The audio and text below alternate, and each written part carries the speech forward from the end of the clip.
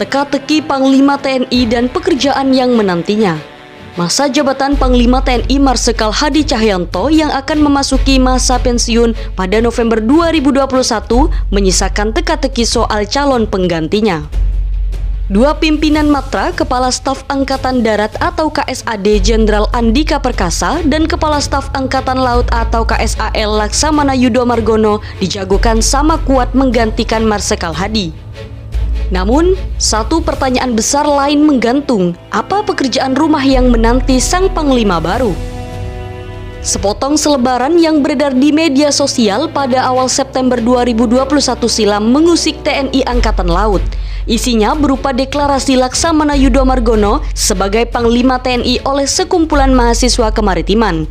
Selebaran itu menambah bumbu dalam teka-teki soal Panglima pengganti Hadi Cahyanto. TNI Angkatan Laut buru-buru memberi klarifikasi. Kepala Dinas Penerangan Angkatan Laut atau Dispenal Laksamana Pertama Julius Wijoyono menegaskan deklarasi itu tidak ada kaitannya dengan institusinya. TNI Angkatan Laut memahami bahwa pemilihan calon Panglima TNI merupakan hak prerogatif Presiden dan TNI Angkatan Laut sampai saat ini masih fokus untuk mendukung program pemerintah menanggulangi COVID-19 melalui serbuan vaksinasi, tegas Julius dalam keterangan resmi. Sosok Laksamana Yudo Margono mungkin kalah tenar dibandingkan dengan koleganya Jenderal Andika Perkasa. Yudo cenderung lebih pasif dalam komunikasi publik. Namanya justru ramai diperbincangkan saat KRI Nanggala 402 tenggelam di perairan Bali pada Mei 2021 silam. Kendati demikian, Yudo Margono tetap dianggap menjadi kandidat kuat menduduki jabatan Komando Tertinggi TNI. Apalagi jika mengacu tradisi rotasi pimpinan di militer, calon Panglima TNI selanjutnya merupakan jatah TNI AL.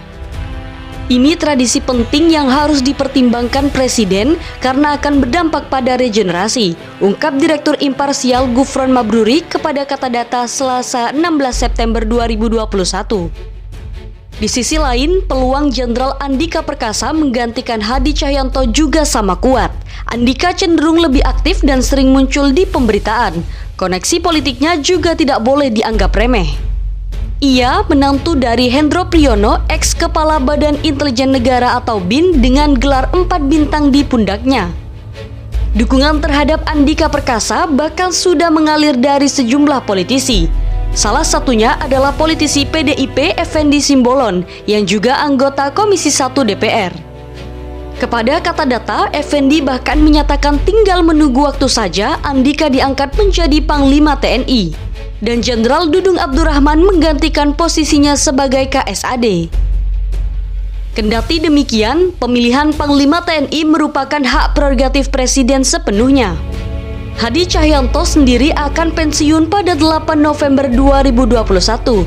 Meskipun secara formal, Presiden bisa saja memperpanjang masa pensiun Panglima saat ini sebelum memilih Panglima baru. Hal ini pernah dilakukan oleh Susilo Bambang Yudhoyono saat memperpanjang masa pensiun Jenderal Endriartono Sutarto. Jabatannya bahkan diperpanjang 2 kali sebelum akhirnya digantikan Marsikal Djoko Suyanto pada 13 Februari 2006. Kala itu kabarnya SBY enggan mengangkat Jenderal Ryamizat Riacudu calon kuat pengganti Endriartono. Kalau dilihat dari peraturan seperti itu atau perpanjangan masa pensiun, tetapi dalam kenyataannya Presiden juga harus mempertimbangkan regenerasinya juga. Kalau terlalu lama, internal bisa resah karena karir mereka mentok. Ungkap pengamat militer dari Lembaga Ilmu Pengetahuan Indonesia atau LIPI, Muhammad Haripin kepada Kata Data Selasa 16 September 2021. Presiden memang perlu segera memilih calon Panglima TNI demi menyudahi perdebatan di publik yang kian memanas. Namun, keputusannya juga tidak boleh terburu-buru. Pasalnya, ada banyak aspek yang perlu diperhitungkan dalam memilih Panglima TNI. Mulai dari soal rekam jejak hingga soal-soal normatif seperti tradisi rotasi militer dan syarat administratif. Anggota Komisi 1 DPR RI Mutia Hafid menegaskan Presiden punya waktu hingga awal November untuk mengajukan nama sebelum masa reses DPR. Ia menjelaskan dalam kasus Panglima TNI, masa pensiun dihitung berdasarkan hari terakhir di bulan kelahiran. Dengan demikian, pemilihan Panglima harus selesai di akhir November 2021. Terlepas dari penantian soal Panglima baru TNI, sejumlah pihak sepakat ada pekerjaan rumah yang mendesak diselesaikan oleh siapapun yang dipilih Presiden Jokowi. Mutia Hafid menyebut profesionalitas harus menjadi agenda prioritas Panglima terpilih. Undang-Undang Nomor 34 tentang Tentara Nasional Indonesia menyebut tentara memiliki dua tugas utama, yakni operasi militer dalam perang dan operasi militer selain perang. Mutia menyebut saat ini TNI di bawah kepemimpinan Marsikal Hadi Cahyanto sangat aktif dalam operasi militer selain perang atau OMSP. Hal ini misalnya terlihat dari peran TNI dalam penanganan COVID-19 dalam hal vaksinasi hingga menjaga fasilitas publik. Profesionalitas TNI utama, saya ingin TNI selalu dekat dengan rakyat, ke depan lebih banyak pekerjaan rumah di bidang OMSP. Sehingga profesionalitas SDM menjadi modal nomor 1, ujar Mutia kepada Kata Data Selasa 14 September 2021. Hal senada juga ditekankan oleh Direktur Imparsial Gufron Mabruri. Ia menegaskan Panglima baru harus mengevaluasi seluruh peran TNI yang ada di luar tugas, pokok dan fungsi atau tupoksi. Ia mencontohkan TNI saat ini berperan aktif di hampir banyak sektor, mulai dari menjaga aksi unjuk rasa hingga yang paling kontroversial yakni keterlibatan tentara dalam program cetak sawah. Undang-Undang TNI memang memberi jalan terhadap peran TNI tersebut. Namun, Gufron menekankan ada mekanisme tertentu yang harus diperhatikan dalam penerapannya. Ini misalnya TNI bisa diperbantukan dalam keadaan darurat ketika institusi fungsional tidak bisa lagi menangani.